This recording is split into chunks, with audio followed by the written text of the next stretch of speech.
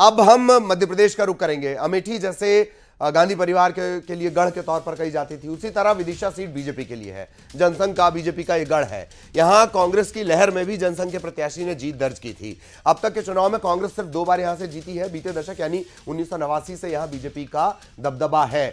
राजनीति के जानकार विदिशा लोकसभा सीट को प्रयोगशाला कहते हैं। इसकी वजह यह भी है कि इस इलाके में जातीय समीकरण से ज्यादा चाल चरित्र चेहरा बिकता है, चाहे वो रामनाथ गोयनका हो, अटल बिहारी वाजपेयी हो, सुषमा स्वराज हो, शिवराज सिंह चौहान हो। बीजेपी ने जिसे यहां से उतारा वो मैदान फतेह कर दिल्ली पहुंचा है। फटाफट अब आपको ट्रेंड्स बता देते हैं। वोटिंग ट्रेंड, वोटिंग परसेंटेज कितना रहा ये देखिए। विदिशा लोकसभा 2004 50% वोटिंग, 2009 45% से ज्यादा वोटिंग, 2014 65% से ज्यादा वोटिंग, 2019 में 71% से ज्यादा यहां पर वोटिंग हुई। 2024 में क्या स्थितियां हैं? 74% से ज्यादा वोटिंग विदिशा में हुई है। यह यहां का वोटिंग परसेंटेज है। इसके अलावा हार जीत और कितने यहां पर चुनाव हुए वो भी हम आपको बता देते हैं। समीकरण किस तरीके से यहां पर बने वो भी जरा जान लीजिए। विदिशा लोकसभा वोट शेयर की बात कर ली जाए, 2004 में 65% बीजेपी के खाते में, 25 कांग्रेस के पास, 39% का डिफरेंस। 2009 में 78% बीजेपी के पास, 8% का जो है वो साइकिल के पास यहां पर नजर आ रहा है। 2014 की बात कर लेंगे, 66% बीजेपी, 28% यहां पर नजर आता है कांग्रेस के पास। 2019 में 68%, 27%, तकरीबन 40% का हेरफेर यहां पर नजर आता है। यह वोट शेयर की स्थितियां हो गई। अब जरा जीत के मार्जिन को समझ लीजिए। 2004 2 लाख से ज्यादा की लीड, 2.5 लाख से ज्यादा की लीड। 2009 3.89 लाख, तकरीबन 4 लाख, इसे समझ लीजिए। 2014 में 4 लाख से ज्यादा की लीड और 2019 में 5 लाख से ज्यादा की लीड पर यह चुनाव पहुंच गया था। 5 लाख से ज्यादा की लीड पर। सबसे बड़ा जो जीत थी वो 6 लाख के करीब थी और ये 5 लाख से ज्यादा की लीड। अब कब कौन यहां से जीता? शिवराज सिंह चौहान 2004, सुषमा स्वराज 2009, सुषमा स्वराज 2014, रमाकांत भार्गव 2019। जो 5 लाख की लीड थी वो भार्गव के खाते में आई थी। विदिशा में कब कौन जीता उनकी ये तस्वीरें, जो जीता वो दिल्ली भी गया, ये भी एक फैक्ट रहा। कुल चुनाव 16 कांग्रेस के खाते में। ये अमेठी का हमने ट्रेंड गलती से रिपीट हो गया है। अमेठी का जैसे हम आपको बता रहे थे, अभी पिछली सीट अमेठी थी हमारी। जातीय समीकरण की बात कर लेंगे। विदिशा में किस तरह की स्थितियां हैं? सामान्य 29%, ओबीसी 38%, एससी 19%, एसटी 10%, मुस्लिम 7%। लेकिन विदिशा के बारे में हमने आपको क्या कहा था कि यहां इस तरह के समीकरण चलते नहीं है। मुद्दे, ट्रेंड, इस तरह के समीकरण यहां पर नहीं चलते हैं। यह बात हो गई विदिशा की। अब शिवराज सिंह चौहान बीजेपी की तरफ से, प्रताप भानु शर्मा कांग्रेस की तरफ से। प्रताप भानु शर्मा ही इक्का दुक्का बार जो कांग्रेस यहां पर आई है वो प्रताप भानु शर्मा, और तकरीबन 30-33 साल बाद ये दोनों फिर आमने सामने हैं। शिवराज सिंह चौहान ने इस चुनाव को इस तरह से लड़ा है जैसे ये उनका पहला चुनाव हो। उन्होंने इस तरह से इसकी कैंपेनिंग की है। गांव गांव में वो गए हैं, जैसे शिवराज सिंह चौहान अपना पहला चुनाव लड़े हो उस तरह से उन्होंने ये पूरी कैंपेनिंग की है। फिर से मेहमानों के पास हम आपको लिए चलेंगे। गिरिजा शंकर सर जुड़े हुए हैं, निरंजन सर जुड़े हुए हैं। गिरिजा शंकर सर, विदिशा शिवराज सिंह चौहान की कैंपेनिंग, चर्चा यहां जीत से ज्यादा लीड की है कि कितनी लीड, और एक तरह से देखा जाए तो शिवराज सिंह चौहान का राजनीतिक अस्तित्व भी। जी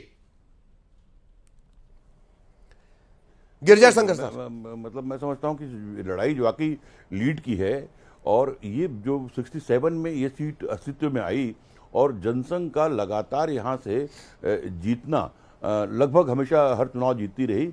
यहाँ तक कि जो उनके बाहरी नेता हैं, राष्ट्रीय नेता हैं, सुषमा स्वराज हों या अटल बिहारी वाजपेयी हों, उनको भी चुनाव जिताने के लिए पूरे देश में सबसे सेफ सीट उनको विदिशा लगती रही और ये तमाम नेता विदिशा से चुनाव जीतकर आते रहे। शिवराज सिंह चौहान खुद 4-5 बार यहाँ से सांसद रहे।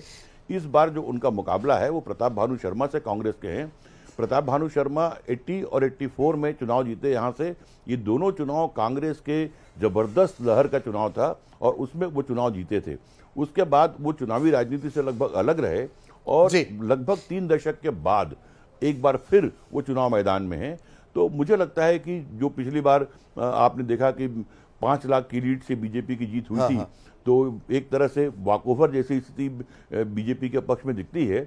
और शिवराज सिंह चौहान जो 17 साल तक प्रदेश के मुख्यमंत्री रहे, वो लोकसभा चुनाव लड़ रहे हैं, वो उनका एक तरह से गृह जिला भी है। तो वाकई ये जो पूरा चुनाव है वो लीड का चुनाव है कि शिवराज सिंह चौहान की जीत पर तो कोई बात ही नहीं हो सकती। हाँ। बात ये होगी कि लीड जो पिछली बार की 5 लाख की लीड थी उससे कितना आगे वो लीड जाती है। और उसके ये सारी जो कैंपेनिंग है, और शिवराज सिंह चौहान जो ऐसे नेता हैं जो किसी भी चुनाव को लाइटली नहीं लेते।